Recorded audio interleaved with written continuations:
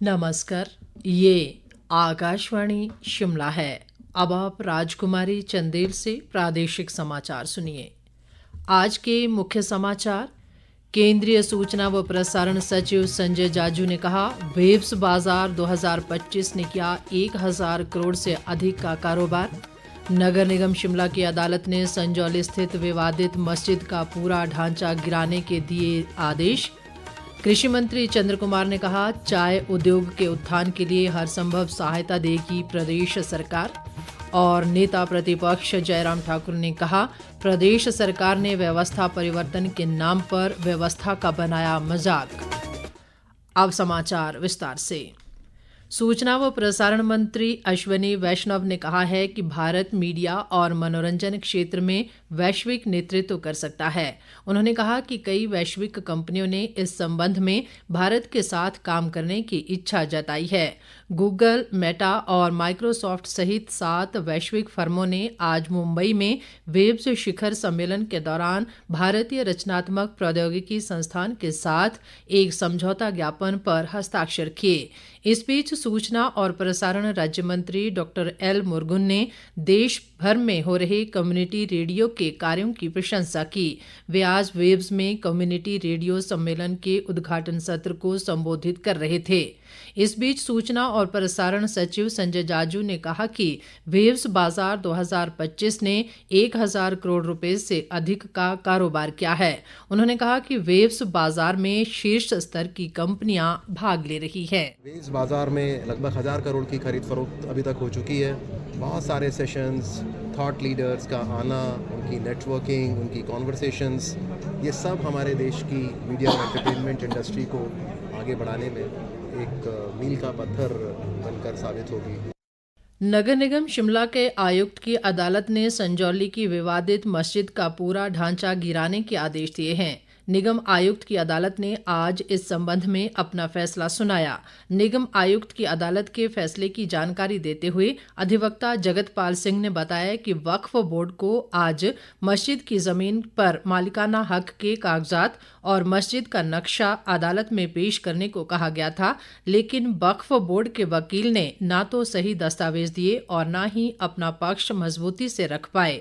इसके बाद निगम आयुक्त ने पूरी मस्जिद को तोड़ने के आदेश दिए हैं। आज कमिश्नर साहब के कोर्ट ने इस पूरी संजौली मस्जिद को गिराने का ऑर्डर जारी कर दिया है। जो 2 फ्लोर जो बचे थे, ग्राउंड फ्लोर और फर्स्ट फ्लोर, उनको भी पूर्ण तरीके से अवैध एमसी कोर्ट ने माना है और उनको भी गिराने का आदेश आज कर दिया है। 5 अक्टूबर 2024 के ऑर्डर में 2nd फ्लोर, 3rd फ्लोर और 4th फ्लोर को गिराने का ऑर्डर एमसी कोर्ट की तरफ से पहले ही आ गया था और जो ग्राउंड फ्लोर और फर्स्ट फ्लोर थे, आज उनकी भी प्रोसीडिंग, जो हाई कोर्ट का आदेश था कमिश्नर साहब के लिए कि वो 6 हफ्ते में इस केस का निपटारा करें, वो निपटारा आज हो गया है। और बल्कि 6 हफ्ते का समय अभी 8 मई को खत्म होना था, लेकिन लास्ट वर्किंग सैटरडे आज होने के कारण आज फैसला जो है सुबह 1:45 बजे कमिश्नर साहब ने सुरक्षित रख लिया था, जो कि तकरीबन 1:30 बजे इस केस में फैसला आया है और जो ये पूरी मस्जिद है इसको गैर कानूनी माना गया है और इसको गिराने के आदेश दिए गए हैं। राजस्व मंत्री जगत सिंह नेगी ने अधिकारियों को किन्नौर जिला के लोगों की सभी समस्याओं का प्राथमिकता के आधार पर निपटान सुनिश्चित बनाने के निर्देश दिए हैं, ताकि उन्हें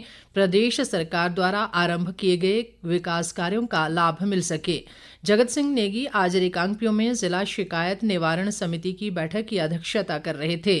उन्होंने कहा कि प्रदेश सरकार विभिन्न जन कल्याणकारी नीतियों और योजनाओं के माध्यम से प्रदेश के लोगों के कल्याण और सुविधा के लिए तत्परता से कार्य कर रही है।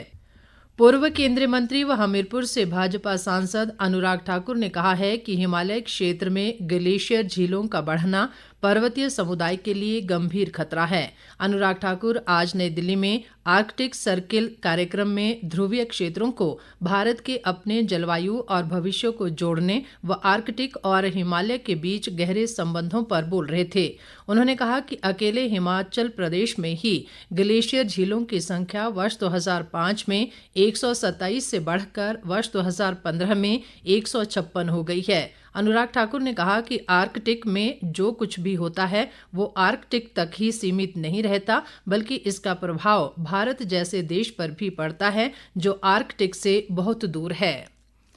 भाजपा के वरिष्ठ नेता व विधायक बिक्रम ठाकुर ने कहा है कि हिमाचल कांग्रेस की कुनीतियों का सबसे बड़ा शिकार बना है। बिक्रम ठाकुर ने आज शिमला में एक बयान में कहा कि भाजपा सरकार में प्रदेश औद्योगिक निवेश का केंद्र बन रहा था, लेकिन अब उद्योगपति हिमाचल से पलायन कर रहे हैं। उन्होंने कहा कि रोजगार के अवसर समाप्त हो रहे हैं और सरकार मंदिरों पर टैक्स लगाकर श्रद्धालुओं की आस्था पर हमले कर रही है।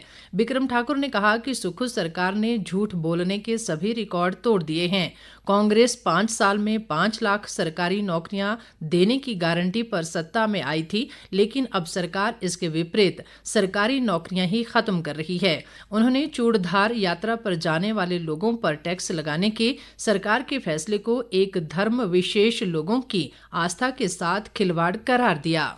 ताज़ा समाचारों के लिए आप हमारे Facebook page all India radio news Shimla, x handle @AIR News_शिमला और YouTube channel AIR Shimla news पर लॉगिन कर सकते हैं।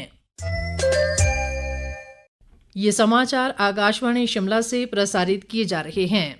कृषि व पशुपालन मंत्री चंद्र कुमार ने कहा है कि प्रदेश सरकार चाय उद्योग के उत्थान के लिए हर संभव मदद देगी। चंद्र कुमार ने आज पालमपुर में Himachal Pradesh T development board की बैठक की अध्यक्षता करते हुए कहा कि चाय उत्पादन के उत्थान के लिए आवश्यक कदम उठाए जाएं। उन्होंने IHBT पालमपुर द्वारा विकसित की गई चाय की किस्म को कृषि विभाग के चाय विंग के साथ मिलकर पूर्णतया तकनीकी सहयोग कर चाय उत्पादकों के बागीचों में प्रदर्शनी फार्म तैयार करने के भी निर्देश दिए। चंद्र कुमार ने चाय उत्पादकों से बदलते पर्यावरण के अनुसार पौधों का रखरखाव करने को कहा। उन्होंने चाय की मार्केटिंग के लिए इंडियन टी बोर्ड का सहयोग लेने का भी सुझाव दिया। नेता प्रतिपक्ष जयराम ठाकुर ने कहा है कि प्रदेश सरकार ने व्यवस्था परिवर्तन के नाम पर व्यवस्था का ही मजाक बना दिया है। नेता प्रतिपक्ष ने आज शिमला में आरोप लगाया कि सरकार शराब बेचने के लिए नगर निगम शिमला और अन्य नगर निगमों को बाध्य कर रही है। नगर निगम शिमला में ही सरकार ने 1 जेई, 7 इंस्पेक्टर, 18 होमगार्ड और 20 से ज्यादा कर्मचारियों की ड्यूटी शराब बेचने में लगा दी है, जिस कारण ऑफिस में काम करने वाला कोई नहीं रह गया है और लोग बिना काम करवाए मायूस होकर लौट रहे हैं। जयराम ठाकुर ने कहा कि कांग्रेस सरकार ने विश्वविद्यालय के शिक्षकों को वेतन के लिए धरने देने पर मजबूर कर दिया है। उन्होंने कहा कि जिन शिक्षकों का काम पढ़ाना है वे अपने वेतन के लिए प्रदर्शन कर रहे हैं। नेता प्रतिपक्ष ने मुख्यमंत्री सुखविंदर सिंह सुक्खू से आग्रह किया है कि वे व्यवस्था परिवर्तन का नारा देकर व्यवस्थाओं का पतन न करें। हिमाचल प्रदेश पर्यटन विकास निगम के अध्यक्ष RS बाली ने कहा है कि प्रदेश सरकार खिलाड़ियों को प्रोत्साहित करने के लिए कारगर कदम उठा रही है। इसके लिए खेलों के क्षेत्र में आधारभूत सुविधाएं जुटाई जा रही हैं।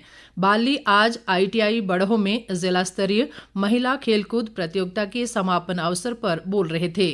उन्होंने कहा कि प्रत्येक विद्यार्थी को अपने जीवन में किसी न किसी खेल में अवश्य भाग लेना चाहिए, क्योंकि इससे तन और मन दोनों स्वस्थ रहते हैं। उन्होंने इस मौके पर विजेता और उप विजेता टीमों को पुरस्कृत भी किया।